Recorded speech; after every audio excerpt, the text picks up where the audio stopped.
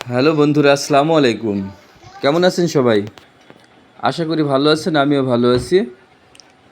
আমি এই নতুন একটি ভিডিও নিয়ে হাজির হয়েছি আপনাদের সামনে আজকে, যার কারণে আমাদের মিরপুর থানা এখন 2 খণ্ডে বিভক্ত। এই যে মিরপুর উপজেলা এবং ইগল চত্বর বাস স্ট্যান্ডের যোগাযোগের একমাত্র ব্রিজ, সেই ব্রিজটি দেখতে পাচ্ছেন ভেঙে ফেলা হয়েছে। এখন ওই হাটের উপর দিয়ে পালপাড়া মোড় দিয়ে একটাই ব্রিজ এখন এই যোগাযোগের একমাত্র রাস্তা হয়ে দাঁড়িয়েছে। এই আমার ডান দিকে দেখতে পাচ্ছেন এই রাস্তাটি। তাছাড়া উপজেলা এবং মিরপুর বাজার 2 ভাগে বিভক্ত হয়ে আছে। এই দেখতে পাচ্ছেন ডান দিকে এটা মাছ বাজার এবং মাংসের বাজার, মিরপুর থানা, কুষ্টিয়া জেলার। এই দেখতে পাচ্ছেন খুব সুন্দর সুন্দর পরিবেশে তৈরি করা হয়েছে। ভিতরে সবজি বাজার, কাঁচা বাজার সব কিছু এইদিকে। আর এই যে দিকটা আমি ভিডিও করছি এই দিকটা যাচ্ছে আপনার ইগল চত্বর। তো শুনছি অনেক ভালো একটা সুন্দর ব্রিজ হবে। তো ব্রিজটা অতি দ্রুত হলেই মানুষের সুবিধা হয়, নাহলে অনেক ঘুরে যেতে লাগে। এটা হচ্ছে মিরপুরের ছোট্ট একটি নদী।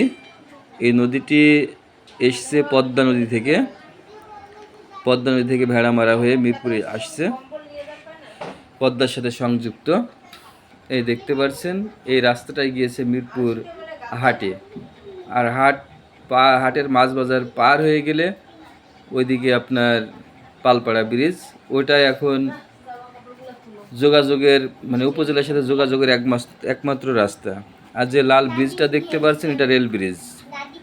একদিকে পুরাদা হয়ে খুলনা, মানে দক্ষিণে পুরাদা হয়ে খুলনা, উত্তরে মিরপুর ভেড়ামারা হয়ে ঢাকা, রাজশাহী, চাঁপাইনবাবগঞ্জ, পাবনা, এই সাইডটা।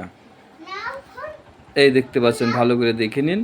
এটা হচ্ছে রেল ব্রিজ, মিরপুরের রেল ব্রিজ। এটার উপর দিয়ে উত্তরবঙ্গের সাথে দক্ষিণবঙ্গের একমাত্র যোগাযোগের ব্যবস্থা। আর প্রকৃতিটাও খুব সুন্দর, প্রকৃতিটাও অনেক সুন্দর দেখতে পাচ্ছেন। ওই পাশে মিরপুর থানায় যে বড় বিল্ডিংটা দেখতে পাচ্ছেন ওটা মিরপুর থানা।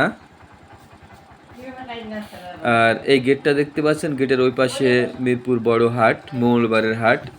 আর যেটা দেখছেন চকিগুলো দেখছেন, এই চকিগুলো এটা চকির বাজার। মঙ্গলবার হলে এখানে অনেক মানুষ